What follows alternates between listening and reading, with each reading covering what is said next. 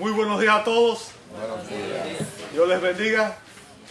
Es un placer, un gusto darle la bienvenida en esta hermosa mañana. Estamos felices de poder estar nuevamente congregados en este lugar y queremos saludarles a todos y también queremos especialmente reconocer en esta mañana a las personas que nos visitan por primera vez. Así que voy a pedir a las personas que nos visiten por primera vez el día de hoy que ahí donde usted está, por favor, levante su mano para reconocerle y saludarle, ¿verdad? Como usted se merece. No tengan pena. Aquí están, bienvenidos. Y allí también, bienvenidos. Gracias. Sean bienvenidos a la Iglesia Bíblica de Cypress. No tengan pena porque esperamos que ustedes se sientan bendecidos aquí, se sientan bendecidos y deseen hacer de esta iglesia su hogar, ¿verdad? Así que queremos que ustedes sepan que son nuestros huéspedes especiales y que estamos felices de que nos acompañen el día de hoy. Amados, ustedes saben que acá hay una joven también que es primera vez que veo. Se estaba escondiendo ahí atrás, pero bienvenida también. Ok, un gusto tenerle con nosotros también.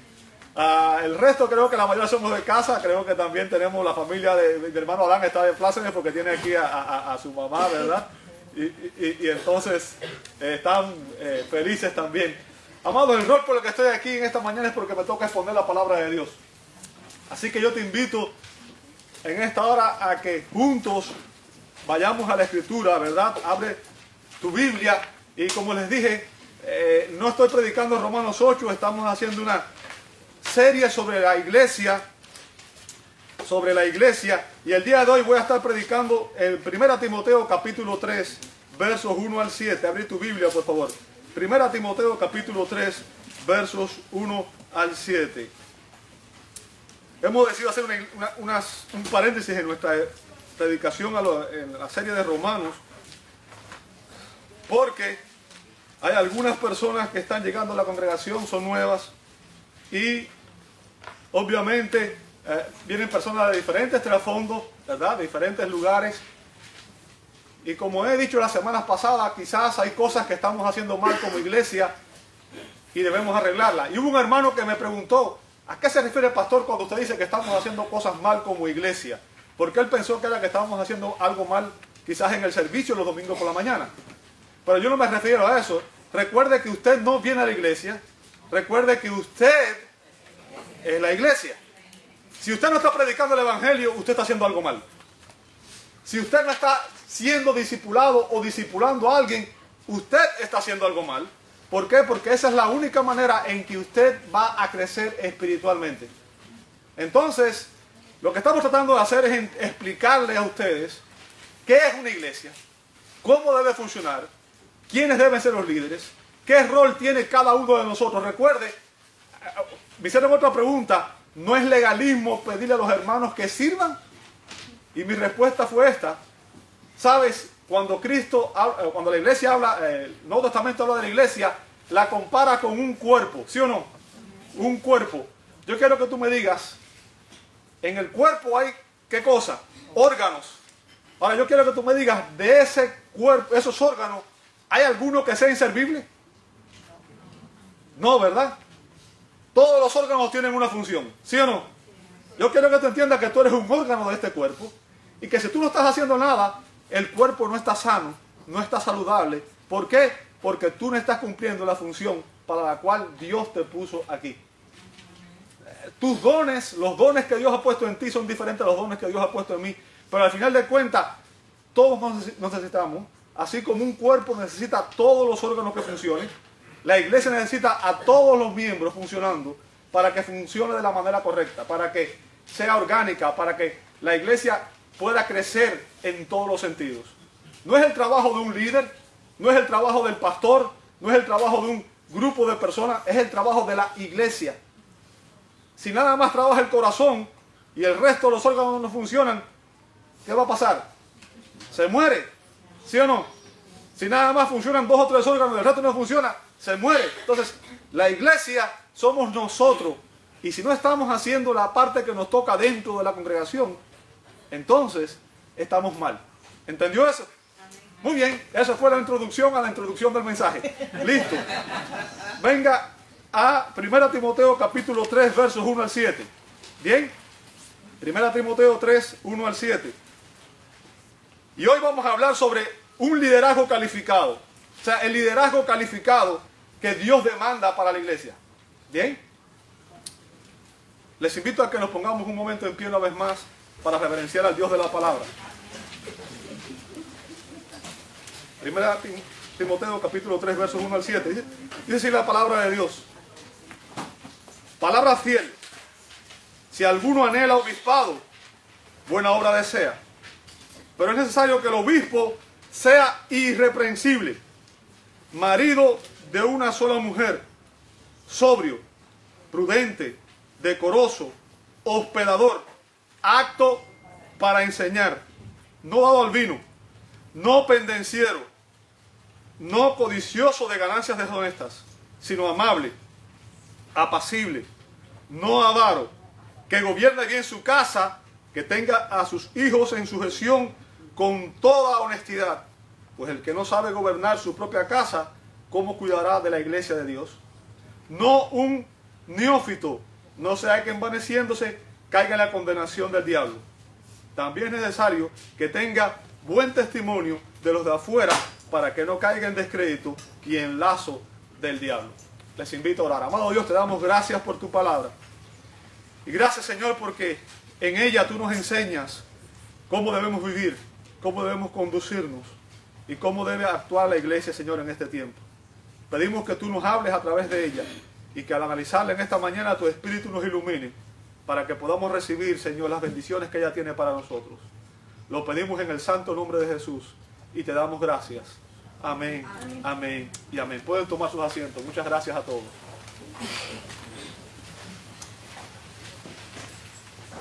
¿Quién o quiénes deben liderar la iglesia? ¿Quién o quiénes deben liderar la iglesia? ¿Sabe? Nunca como hoy se necesita una respuesta bíblica a esta pregunta. Y usted dirá, ¿por qué? ¿Cierto? ¿Cuál es el problema? ¿Cuál es la diferencia hoy? El surgimiento del movimiento carismático a principios del siglo pasado ha traído una gran confusión, especialmente desde hace unos años atrás, en que surgió lo que se conoce como la nueva reforma apostólica. No sé si algunos de ustedes han oído hablar de eso, ¿verdad? La nueva reforma apostólica. Según estos hombres, ellos recibieron una revelación del Espíritu Santo que en el 2001 habría un segundo avivamiento o una segunda era apostólica y que el Espíritu Santo le iba a conferir a algunas personas en nuestro tiempo esos dones, tanto de apóstol como de profeta, ¿verdad? Les iba a conferir esa autoridad. ¿Sabe? La iglesia ortodoxa, la iglesia conservadora está en desacuerdo con esos reclamos. Y les voy a explicar por qué. Déjenme decirle, el término apóstol, del griego apóstolos, significa literalmente enviado. ¿Ok? O sea, un apóstol, ¿qué es? Un enviado. Y ha sido un término usado particularmente dentro de la iglesia ortodoxa para referirse a los 12 hombres que fueron escogidos y comisionados por Cristo. ¿Me escuchó? Eso es importante que lo entienda. Esos 12 apóstoles fueron escogidos y comisionados por Cristo. Estas personas estuvieron con Jesús todo el tiempo, desde que Él fue bautizado en el río Jordán por Juan el Bautista, hasta que Él ascendió a los cielos después de su resurrección. Eso está en Hechos capítulo 1, verso 22. Y dentro de ese número de apóstoles se incluyen dos más. Se incluye obviamente a Matías, que fue elegido después de que Judas traicionó y se ahorcó. Y Cristo eligió soberanamente a otro más. ¿Recuerdan quién fue? Pablo, ¿verdad? El autor de la epístola de los Romanos que estamos predicando todos los domingos. Bien, entonces, estos hombres, yo quiero que usted entienda, todos y cada uno de estos hombres fueron elegidos directamente por Cristo. ¿Escuchó eso? Eso es importante que usted lo entienda. Fueron escogidos directamente por Cristo. Y ellos son llamados los apóstoles de Jesucristo. Si usted lee, por ejemplo, en Gálatas 1.1, en Primera de Pedro 1.1, siempre que se habla de ellos como los apóstoles, los enviados de Cristo. ¿Por qué? Porque Cristo los escogió y fue Cristo quien los comisionó y los envió al mundo con un propósito. Bien, ¿cuáles eran las responsabilidades básicas de estos apóstoles? ¿Cuáles fueron las responsabilidades básicas de los apóstoles? 3 específicas. Primera, a ellos se les encargó la misión de establecer los fundamentos de la iglesia. Bien, la iglesia fue establecida sobre el fundamento de los profetas y apóstoles, siendo Jesucristo la piedra angular. ¿Dónde está eso en la Escritura? Efesios capítulo 2, verso 20. Bien, Efesios 2:20 dice eso mismo que les acabo de mencionar a ustedes. O sea, los apóstoles sirvieron para establecer el fundamento de la iglesia. Después que un fundamento se echa, no se vuelve a poner. ¿Cierto? Usted no sigue echando fundamento. Después que el fundamento está puesto, ¿qué usted hace? Usted edifica. ¿Cierto? Ahora, los apóstoles y profetas tenían el propósito de servir como fundamento de la iglesia. Eso está en Efesios 2:20. En segundo lugar, ellos tenían el propósito de recibir, declarar y de escribir la palabra de Dios. Todos los libros del Nuevo Testamento fueron escritos por un apóstol o por un hombre apostólico, una persona que estaba relacionada directamente con un apóstol. Y ese es el caso de Marcos y Lucas, que no fueron apóstoles, pero fueron hombres apostólicos.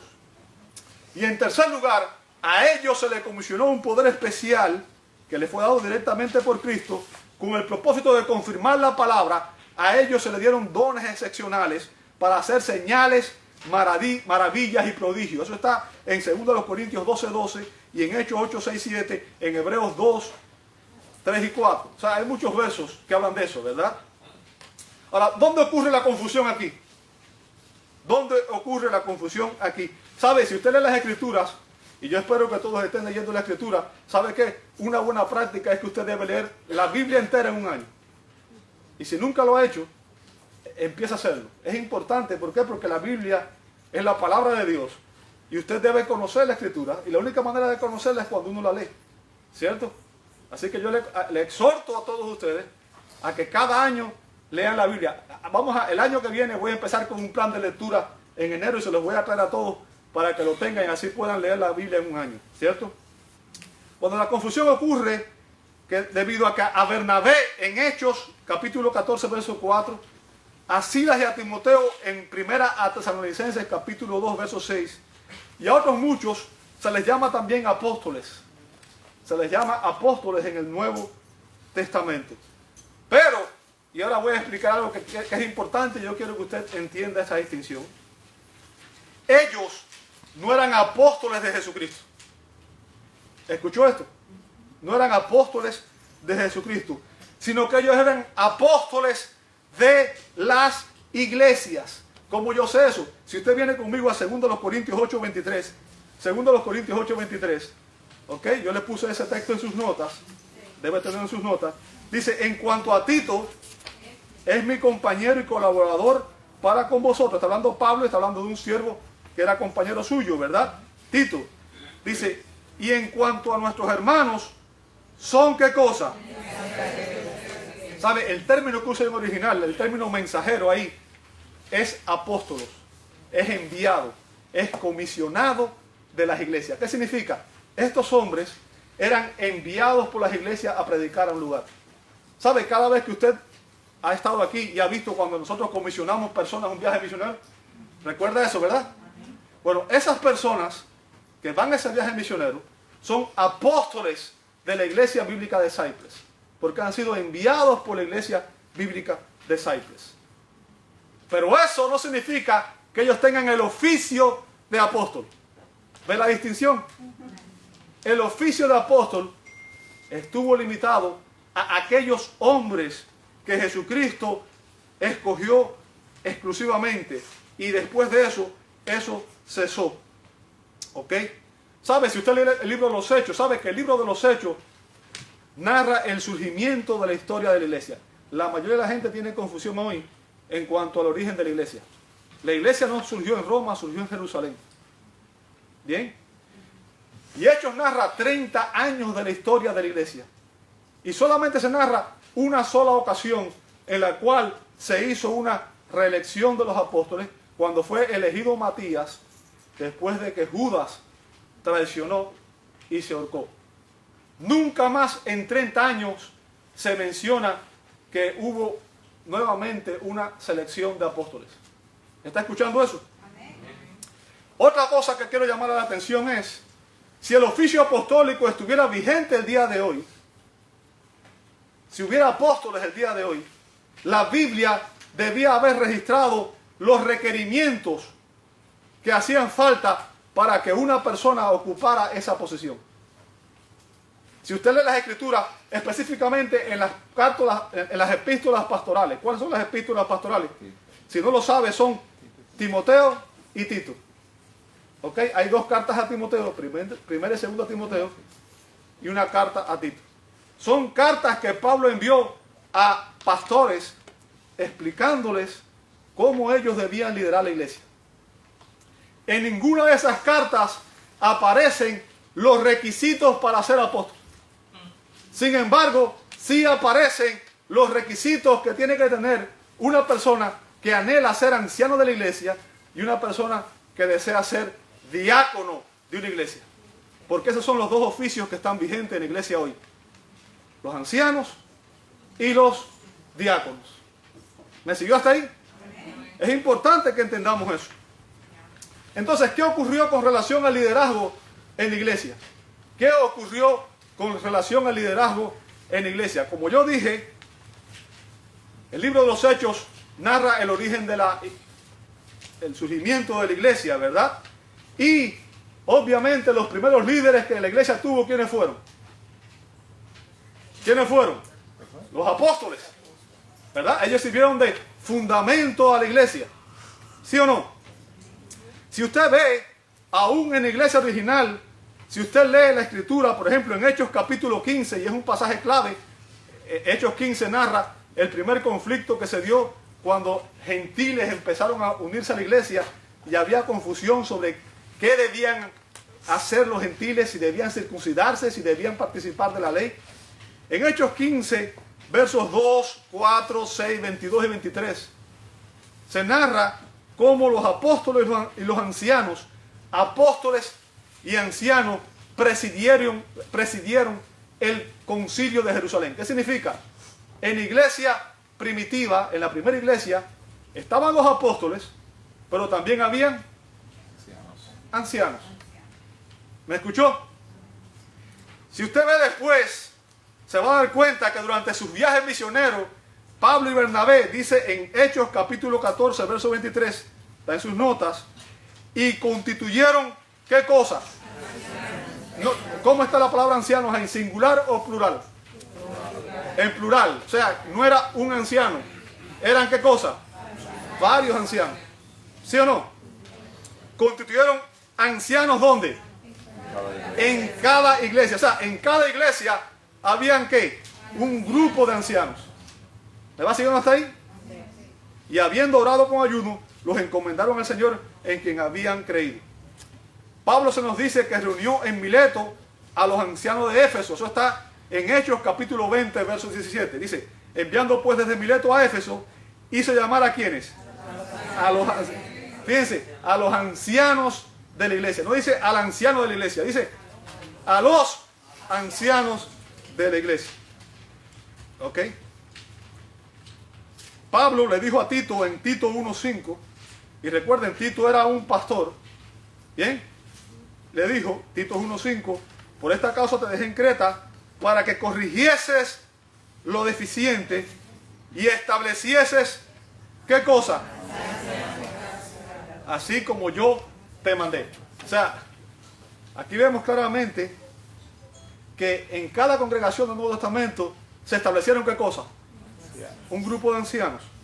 Y cuando la época apostólica llegó a su fin, cuando los apóstoles murieron, entonces fueron los ancianos los encargados de asumir el rol de liderazgo máximo dentro de las iglesias.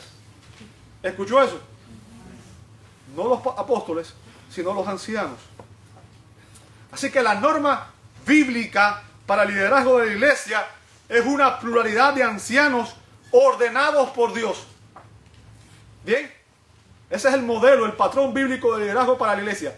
Una pluralidad de ancianos, un grupo de ancianos ordenados por Dios. Ahora, ¿qué calificaciones se requerían de estos ancianos? ¿Qué cualidades debía tener el anciano? Esto es importante que lo entendamos.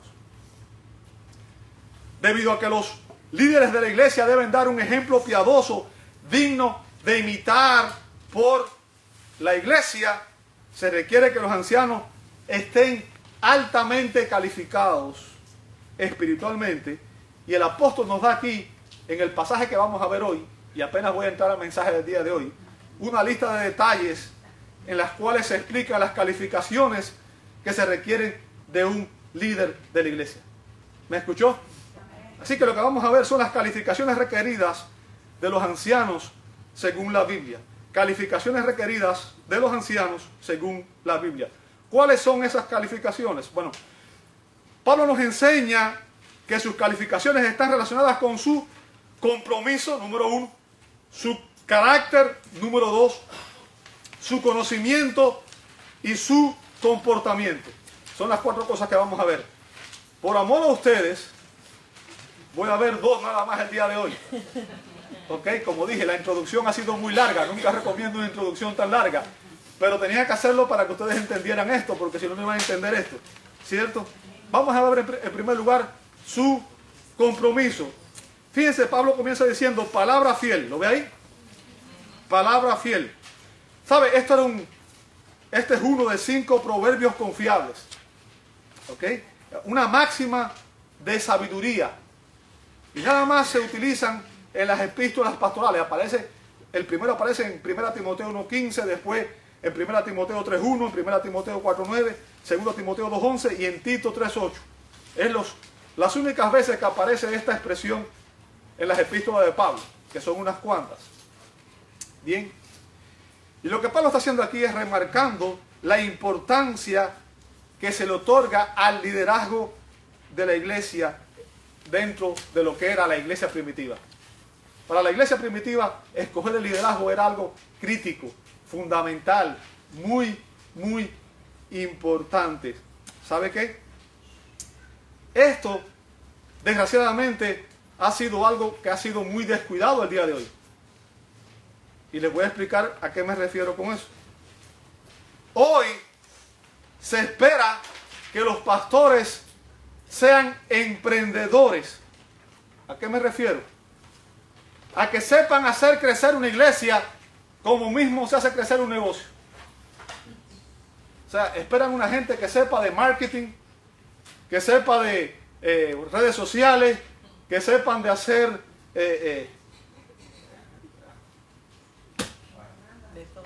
propaganda o lo que sea. ¿Cierto? Que sepa psicología, que sepa sociología y que conozca los gustos y los disgustos de la sociedad en que vivimos. Eso es lo que buscan la mayoría de las iglesias hoy en los pastores. Yo quiero que te entiendas, el patrón bíblico no tiene nada que ver con eso. Nada. Cuando usted ve la Biblia, ninguno de esos era un requerimiento para ser un líder en la congregación. De hecho, las personas que el Señor escogió eran las personas que quizás tenían las menores calificaciones vistas desde el punto de vista social. Bien. Pablo dice, si alguno anhela, ¿lo ve conmigo? ¿Sabe? El verbo ahí, oregomai, de orego, significa estirarse para tratar de alcanzar algo con las manos. Bien. Y por lo tanto, figurativamente, habla de luchar por, aspirar a, añorar. Es cuando usted desea algo y aspira a eso. Pretende alcanzarlo. ¿Ok? Ahora, ¿qué es lo que anhela esta persona? ¿Qué es lo que anhela la persona de la que Pablo está hablando aquí? Dice, el oficio de obispado. ¿Lo veis? Si alguno anhela obispado. O sea, esta persona siente un anhelo por este oficio. Y ahora aquí debo hacer otro paréntesis y hacer una importante aclaración para que puedan entender el resto de lo que voy a decir, si no también van a estar confundidos. ¿Bien? En el Nuevo Testamento, escúcheme muy bien porque esto es importante. En el Nuevo Testamento, los términos obispo, que significa supervisor, bien, viene del griego episcopos, se refiere al mismo oficio que pastor, del griego poimen, y que anciano, del griego presbíteros. ¿Ok? Cualquiera de esos tres términos se refiere a la misma persona. Son tres diferentes ocupaciones que tiene la misma persona. ¿Me siguió hasta ahí? Las cualidades requeridas de los obispos en este pasaje que estamos viendo hoy, de la carta a Timoteo, y la de los ancianos o presbíteros en Tito capítulo 1, versos 5 y 9, son tan similares que son casi idénticas y demuestra que son lo mismo. Marca tu Biblia de donde está, por favor, y ven conmigo un momentico a Tito, que está detrás de la segunda carta a Timoteo, ¿verdad? Tito, en el capítulo 1, versos 5 al 9. ¿Bien?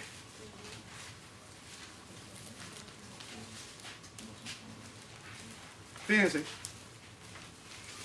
Dice Tito 1, 5 al 9.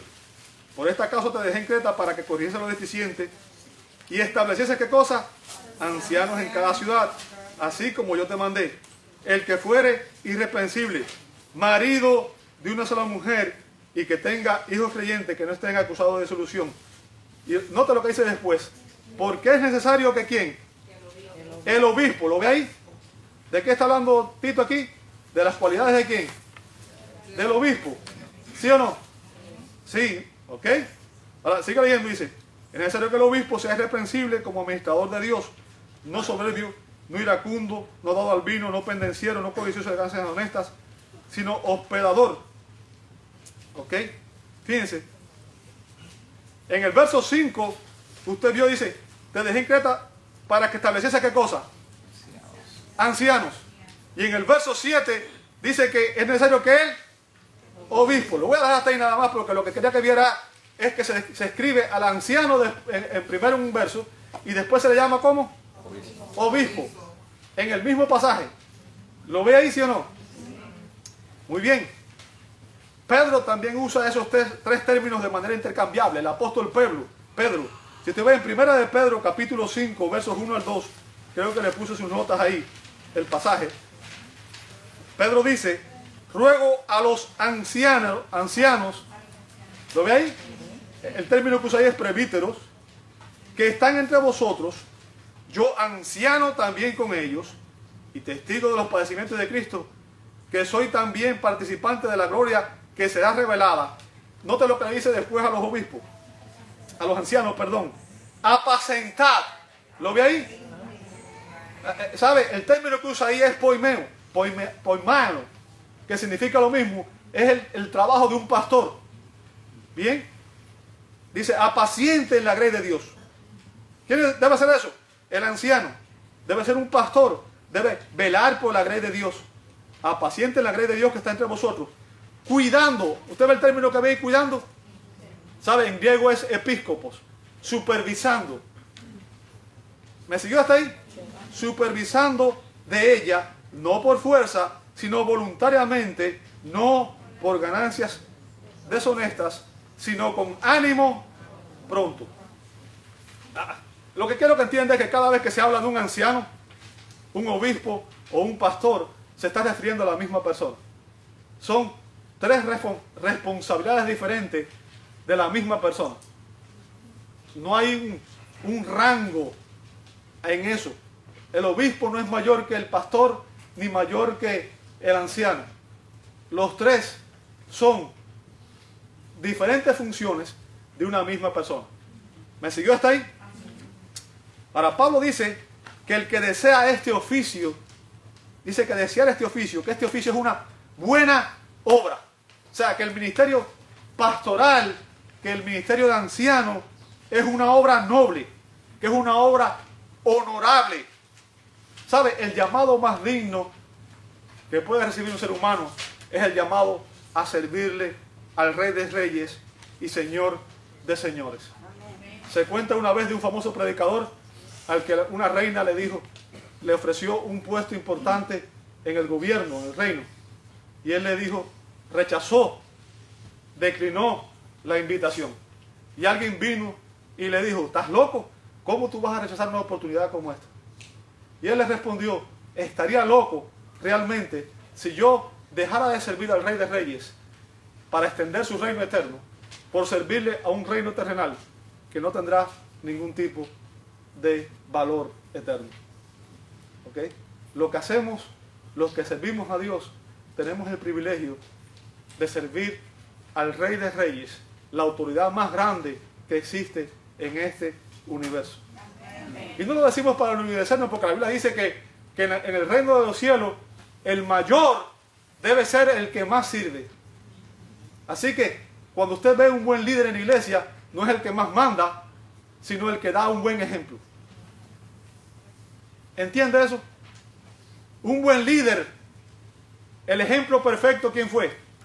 Jesucristo. Por eso nos llamamos cristianos. Cristo es el modelo del varón perfecto.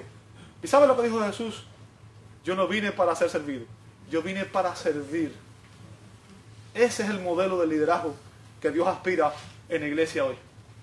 Aquellos que emulan, tratan de imitar el ejemplo de Cristo en humildad, en vivir acorde a los patrones que Cristo demanda de nosotros. No es para ser orgulloso, no es para ser estrellas ni celebridades, no es eso, no es ser famosos, es ser fieles al Señor, es ser humildes. Cristo nos llamó a imitar, ¿sabe? Obviamente el ejemplo de Cristo es inalcanzable para nosotros, pero Dios nos llama a tratar de ser un ejemplo. Por eso Pablo dijo, sean imitadores de mí, así como yo lo soy de Cristo. Y ese es mi anhelo. Ese es mi anhelo.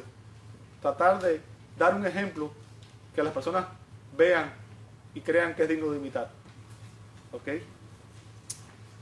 Pablo dice que el que desea esta obra, dice buena obra desea. ¿Sabe? Cuando dice desea ahí, lo que está diciendo Pablo es que esta persona debe experimentar un deseo apasionado, dado por el Espíritu Santo. El término significa desear ardientemente y destaca el impulso interior que el objeto deseado tiene en nosotros. Ahora usted dirá, ¿sabe? Hay mucha gente que desea ser pastor hoy, ¿sí o no? Porque, en primer lugar, mucha gente se hace rico con este oficio, algo que la Biblia prohíbe. ¿Bien? Y mucha gente se hace famosa con este oficio, algo que la Biblia no prohíbe, pero hay que tener cuidado en cómo manejamos eso. Pero recuerde que cuando el apóstol escribió estas palabras, ¿sabe? Desear el oficio de pastor o de anciano no era algo muy común. ¿Sabe por qué? Porque la iglesia estaba siendo perseguida y la mayoría de los líderes les costaba la cabeza. Si la persecución viniera hoy, ¿cuántos líderes quedaríamos? ¿Y cuántos creyentes quedaríamos en las iglesias?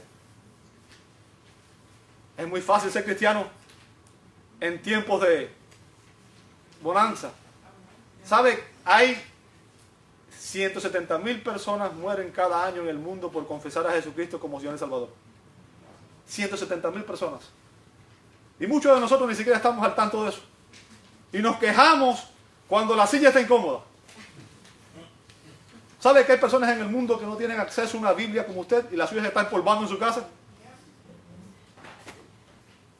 Hay personas que tienen que esconder y lo que hacen es que dividen la Biblia en pedacitos para poder leer ese pedacito, y si los agarran no le quiten la Biblia, entonces los reparten entre unos y otros para poder leer la Escritura porque no tienen acceso a la Escritura que a usted le sobra. cada vez que veo una Biblia empolvada,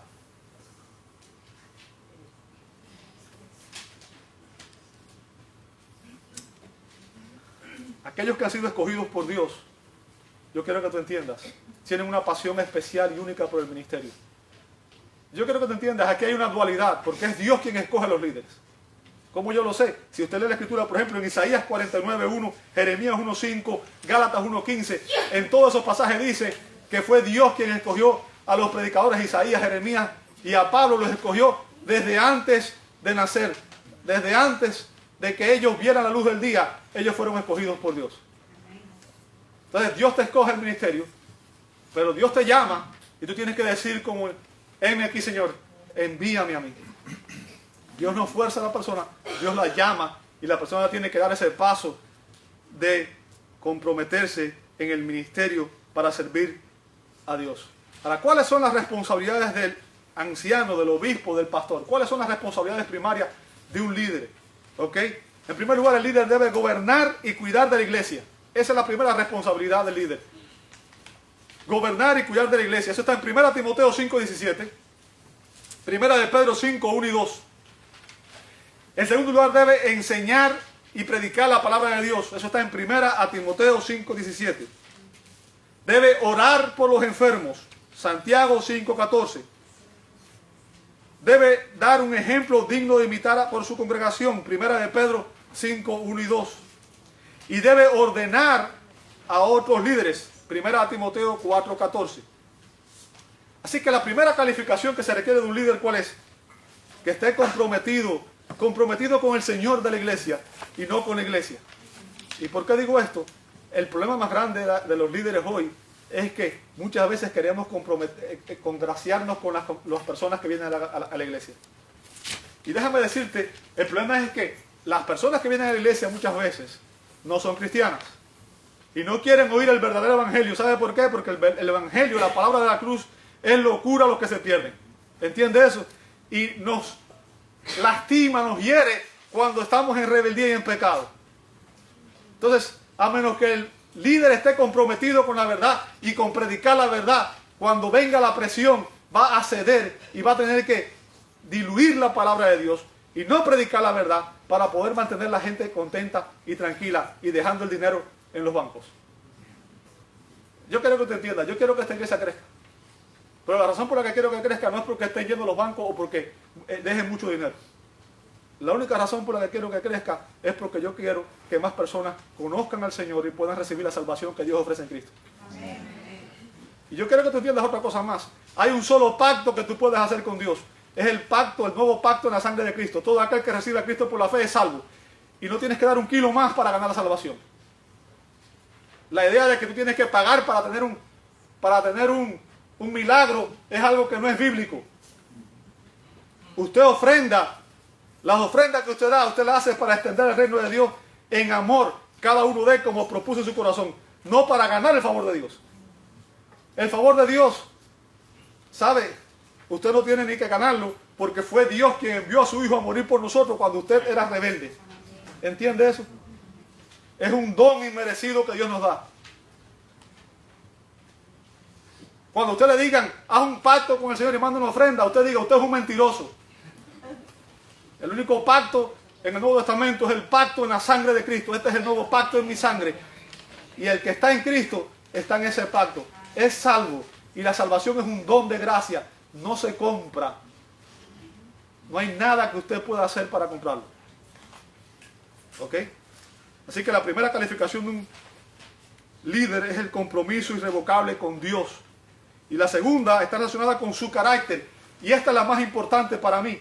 Porque del carácter de una persona nace todo lo demás. De hecho, su compromiso viene del carácter. ¿Hello? Una persona que es débil de carácter cede ante la presión. Una persona que es fuerte de carácter soporta lo que venga. ¿Bien? Debido a la nobleza del oficio y la inmensidad y la peligrosidad de la tarea, se estipulan una serie de importantes calificaciones relacionadas con el carácter de aquellos que aspiran a servir en el ministerio. Y Pablo primero dice que el obispo debe ser sobrio. Verso 2, ¿lo ve ahí? sobrio. ¿Sabe? El término ahí significa estar sobrio, autocontrolado. Especialmente con respecto al vino. Al vino. O sea, una persona que tiene autocontrol, y especialmente una persona que no le gusta, mire, la tomadera. Bien. Filó aplica este término a los hombres cuando consideraban la abstemia. ¿Sabe? Abstemia es cuando usted decide no tomar. Bien.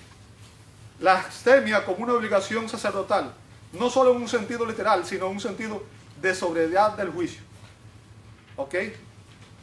El término es probablemente se refiere más bien a culto, tiene que ver con culto, y se refiere al autocontrol y la claridad mental que se necesitan para servir a Dios. Ahora usted dirá, ¿a qué se refiere con esto? Bueno, se lo voy a explicar. Seguramente usted ha leído Efesios 5:18, seguramente que la mayoría lo conoce, ¿verdad? Efesios 5:18 dice, no os embriaguéis con vino, ¿verdad? En lo cual hay disolución, sino sean llenos del Espíritu Santo. Pero usted dirá, bueno, ¿qué tiene que ver esto con aquello? En los días de Pablo habían unos cultos, ¿ok? Unos cultos. El culto al dios griego Dionisio, y para los romanos es el dios Baco. ¿Sabe qué dios era ese? El dios del vino y de la fiesta, la parranda. ¿Y sabe cómo era el culto a ese dios?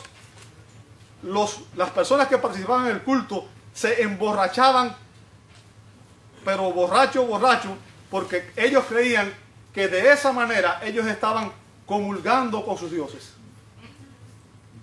¿Se imagina? Esa era la manera en que ellos se comunicaban con los dioses. La manera en que el Dios entraba en el cuerpo de los adoradores, inspirando profecías, danzas y música frenética. Ahora, yo no sé si a usted les recuerda eso algo hoy, pero a mí me recuerda mucho el movimiento carismático, ¿verdad? Pablo se refiere a esta práctica como la copa de los demonios. ¿Sabe dónde está eso? En 1 Corintios 10, 20 y 21. ¿Sabe? La iglesia de Corinto fue la iglesia en la cual estaban todos los dones del Espíritu. Sin embargo, era la iglesia más inmadura que había. La gente piensa que ser una persona espiritual es los dones extravagantes. ¿Sabe? Si usted quiere saber si una persona es espiritual, dice la Biblia que los frutos del Espíritu son mansedumbre, templanza, fe. Esos son los frutos del Espíritu. Los dones del Espíritu están supeditados al fruto del Espíritu. Una persona puede tener dones espirituales y al mismo tiempo a veces demostrar actitudes carnales. Eso es lo que estaba pasando en la iglesia de Corinto. Lamentablemente la iglesia hoy ha confundido una cosa con la otra, y la iglesia carismática dice que si una persona no habla en lengua, no es cristiana. Esa enseñanza es falsa. Hoy no voy a predicar de eso, pero voy a predicarles por qué esa enseñanza es falsa. Muy pronto. ¿Ok?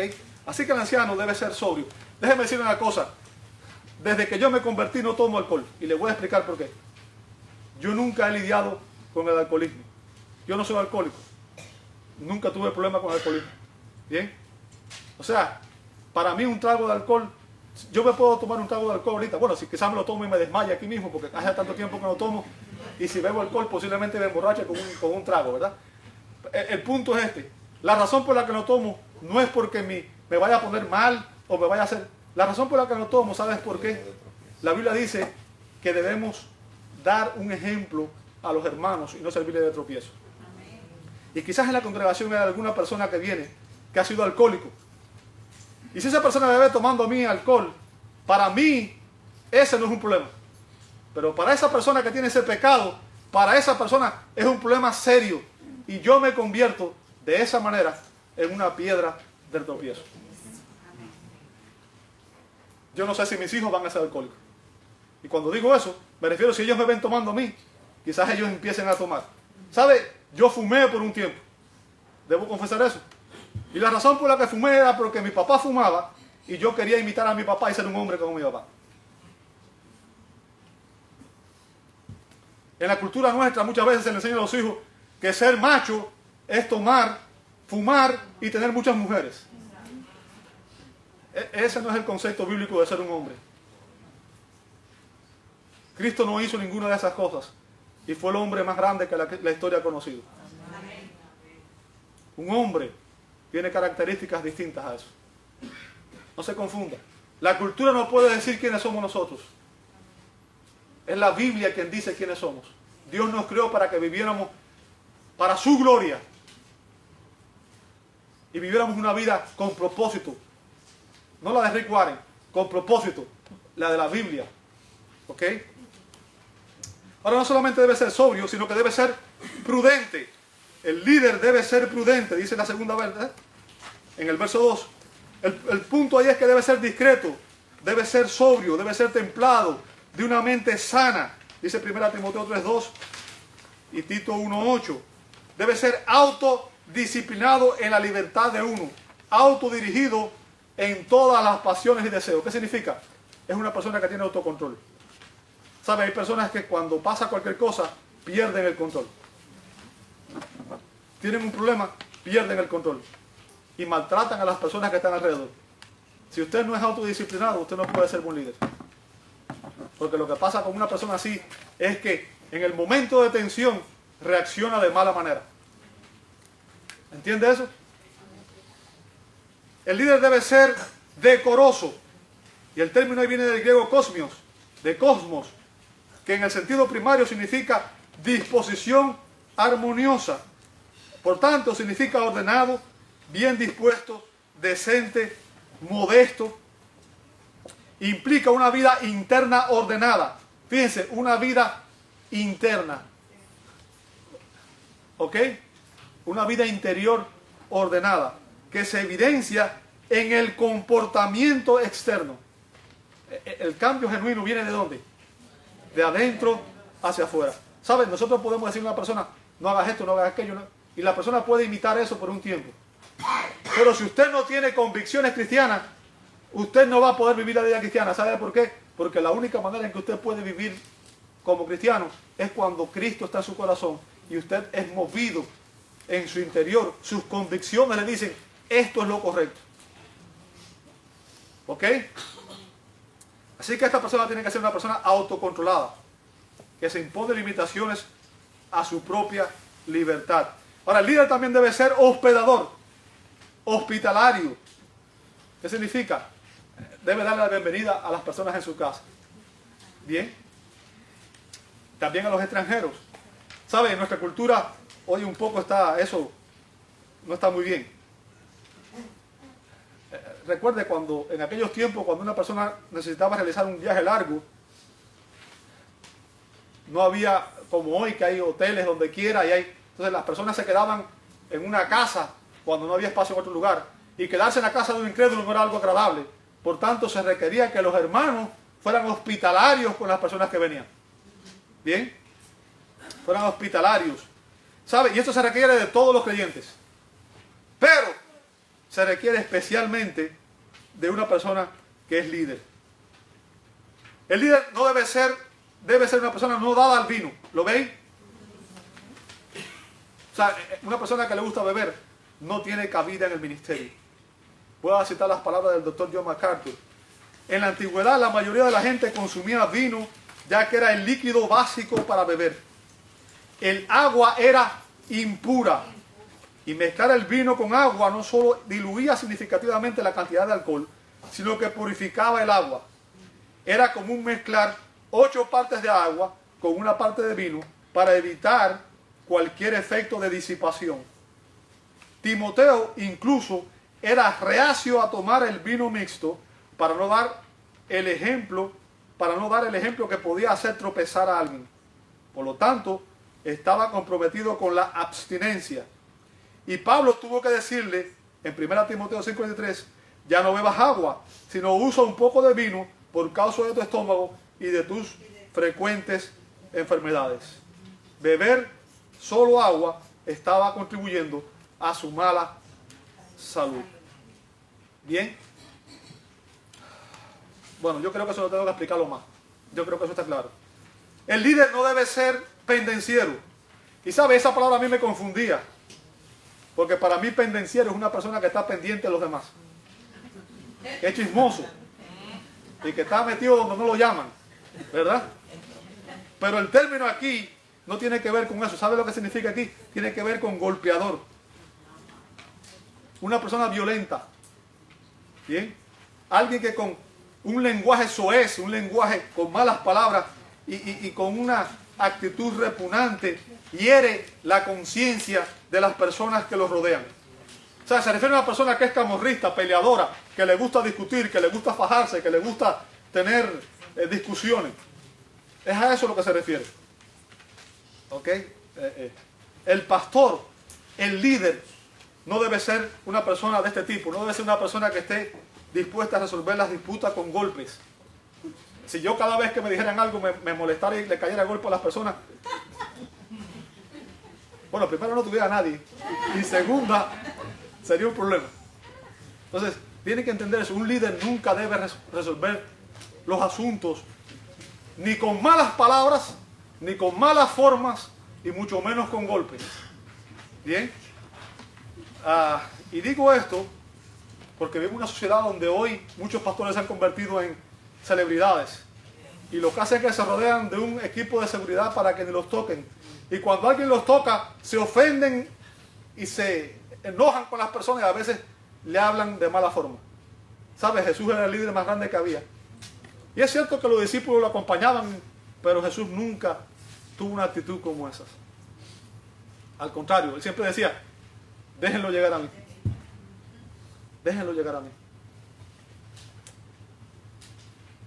Un líder nunca resuelve los problemas, las disputas con golpes, sino que debe razonar con calma y entereza.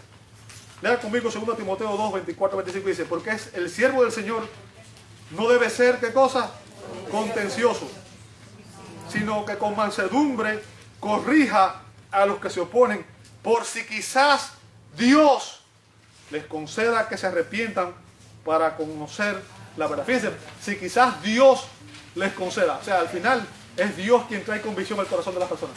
¿Entiende eso? Así que lejos de ser una persona violenta, el anciano debe ser, ¿qué cosa? Amable. Amable.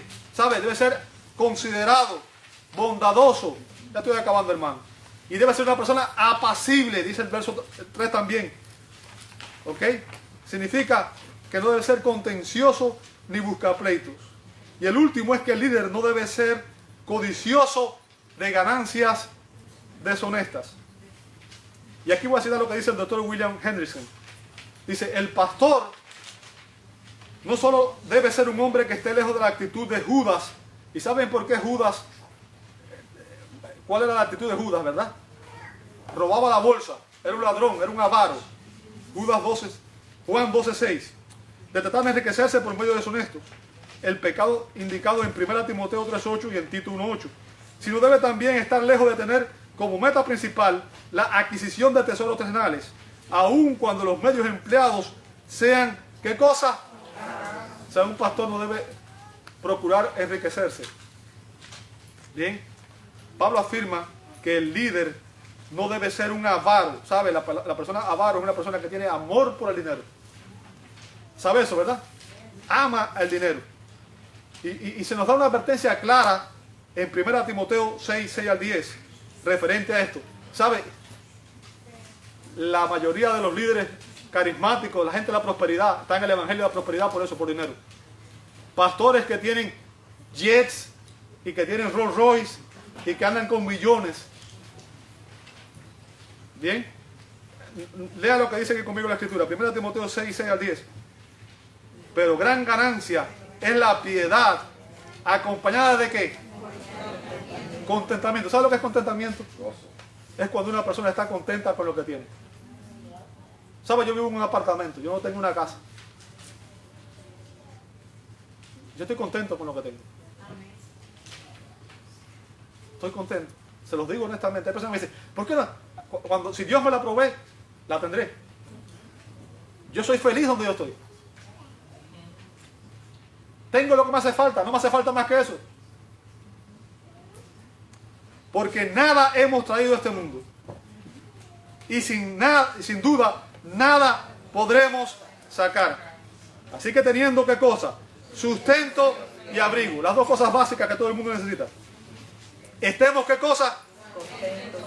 porque los que quieren enriquecerse caen en tentación y lazo y en muchas codicias necias y dañosas que hunden a los hombres en la destrucción y perdición, porque raíz de todos los males es el amor al dinero, el cual codiciando algunos se extraviaron de la fe y fueron traspasados por muchos dolores.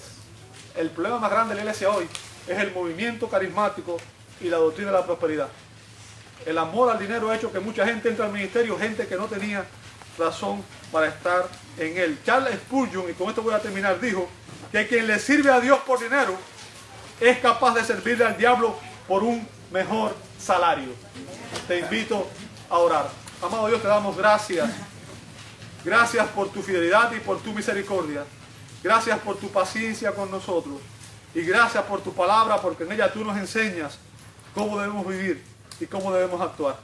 Señor, pedimos que si hemos fallado en algo, tú nos ayudes a considerar y nos ayudes a rectificar y que podamos honrarte, Señor, como iglesia, que este cuerpo de creyentes, Señor, vivamos para tu gloria y cada día, Señor, estemos ocupados en obedecer tu voluntad, la cual tú has revelado en tu palabra, Señor. Pido que bendigas a cada persona aquí presente, Señor, y pido que tú nos ayudes a meditar en tu palabra y a hacerte fiel a ti. Lo pedimos en el nombre de Jesús. Amén. Y amén. Amado, me extendí un